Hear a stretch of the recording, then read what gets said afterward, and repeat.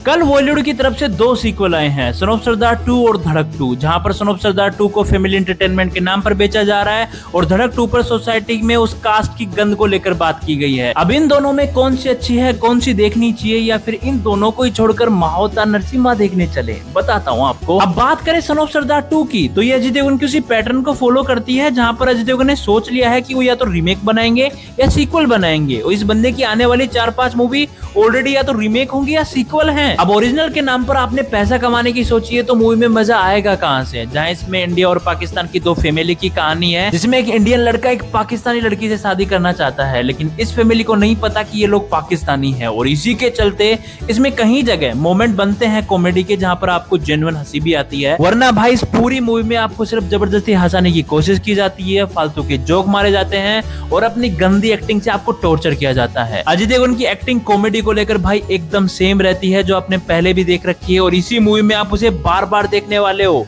Irritate होने लग जाते हो। और मरनाल ठाकुर का काम भी आपको स्टार्टिंग में बहुत ही बचकाना लगता है। अब बंदी को स्क्रिप्ट ऐसी दी गई है तो वो भी क्या ही कर सकती है। हालांकि सेकंड हाफ में इनका काम भी अच्छा हो जाता है, और इसकी जो सपोर्टिंग कास्टिंग है उसमें है दीपक डोबरियाल, और इस बंदे को इस मूवी ने बहुत गंदे तरीके से वेस्ट किया है। इसको ट्रांसजेंडर का किरदार दे रखा है और एक ऐसी स्क्रिप्ट दे रखी है जहां पर इसका सीरियस टोन रहेगा, ये समझदारी वाली बात करेगा और कॉमेडी के लिए फालतू जोक मारेगा। बस ये बंदा भाई आपकी मूवी को देखने लायक तो बनाता ही, सच में ऐसी कुछ मोमेंट दे जाता जो ऑडियंस को बाद में याद भी रहते, और आपने इसको ऐसे दिखाया है। Come on. मेरा अगर बताऊं तो भाई मैंने इस पूरी मूवी में सिर्फ एक लौता कैरेक्टर है रवि किशन जिसको एंजॉय किया है, जिसकी कॉमिक टाइमिंग, डायलॉग डिलीवरी, और जब वो स्क्रीन पर आते हैं तो सच में आपको हंसी आती है, सच्ची वाली हंसी। वरना तो भाई इस मूवी ने कोई भी कमी नहीं छोड़ी है खुद को बेकार करने की। बैकग्राउंड म्यूजिक बहुत खराब है, इसके गाने भी कोई काम के हैं नहीं, इसकी कहानी भी बिना सर पैर की है। इस पार्ट को बनाने का सिर्फ एक लौता मोटिव था पैसे कमाना,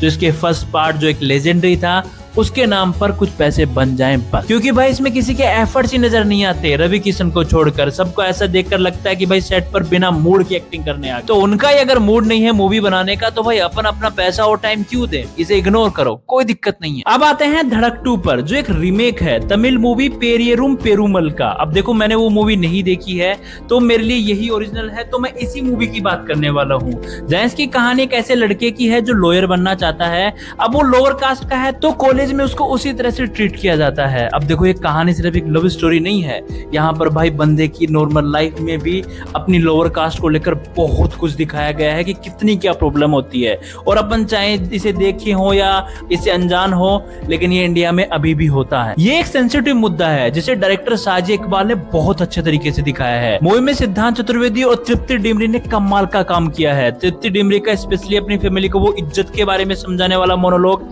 कमाल का था, उसे देखकर बहुत मजा आता है। वहीं सिद्धांत चतुर्वेदी तो आपको 2 या 3 बार एकदम अपनी एक्टिंग के पीक मोमेंट देने वाले हैं। एक तो शायद शादी का सीन आएगा और एक कॉलेज का सीन है, वहां पर आप बंदे की एक्टिंग देखना भाई। और सौरभ सचदेव आपको इस पूरी मूवी में डरा कर रखता है। अगर बंदा किसी को मारता है तो भाई उसके पास खड़ा होकर वो उसको देख रहा होता है, वो पूरा मोमेंट भाई एक टाइम के लिए भयानक सा हो जाता है। और एक मोमेंट और आता है मूवी में जब आप सुन हो जाते हो, सोचते हो कि भाई क्या इंसान है ये, जहाँ अपर कास्ट की फैमिली अपनी लड़की को लेकर ये सोचती है कि भाई अपनी लड़की है मार नहीं सकते, लेकिन लड़का तो अपना नहीं है, उसे मार सकते हैं, उसके बारे में कोई भी नहीं पूछेगा। और ये अभी भी कहीं ना कहीं होता है। आपको जॉन अब्राहम की वेदा मूवी याद है, उसमें भी कास्ट को लेकर भाई बहुत ब्रूटल तरीके से चीजें दिखाई गई थी, और ये मूवी भी इन सब चीजों को बहुत परफेक्ट तरीके से दिखाती है। मूवी अपने मेन प्लॉट से कहीं भी भटकती नहीं है, आपको एंगेज करके रखती है। बस अगर कहीं थोड़ी बहुत कमी रह जाती है तो वो इसके बैकग्राउंड म्यूजिक में, क्योंकि मूवी में कई मोमेंट ऐसे थे जो थोड़े और भारी फील करवाए जा सकते थे, उसे थोड़ा और इम्पैक्टफुल बनाया जा सकता था। तो ओवरऑल ये मूवी अच्छी है जिसे आप देख सकते हो। अब देखो मैंने तमिल वाली नहीं देखी है, लेकिन इतना कह सकता हूँ कि उसमें अपन को चीजें ज्यादा रो दिखाई गई हो।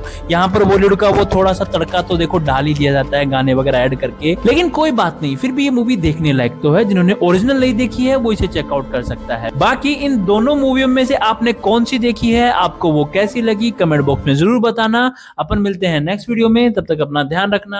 धन्यवाद।